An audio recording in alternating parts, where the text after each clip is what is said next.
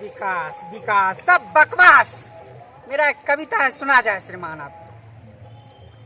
बकवास पुरुष विकास का वादा है, मगर सबको हवा हवाई में बांधा है। किस किस को क्या कहे यहाँ हमनी सरकार में, किस किस को क्या कहे यहाँ हम सब ने अपना अपना निशाना साधा है। अरे कल तक जो जीने के लिए संघर्ष करते थे, आज वे भी मरने का प्रयत्न करते हैं।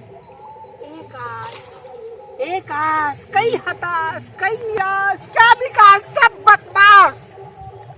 कुछ कुछ या आधा अधूरा आधा है, इधर व्याकुल कृष्ण और उधर व्याकुल राधा है, जिस पर सब ने अपना अपना निशाना साधा है। किस किस को क्या कहे यहाँ।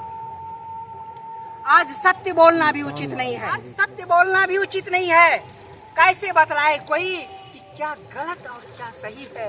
दुश्मने रोजगार और बेरोजगार, महेश कुमार महेश कुमार महेश कुमार आने वाले युग के लिए रोड़ा और वादा है, जिस रोड़ा से सब ने अपना अपना निशाना साधा है। किस किस को क्या कहेगा।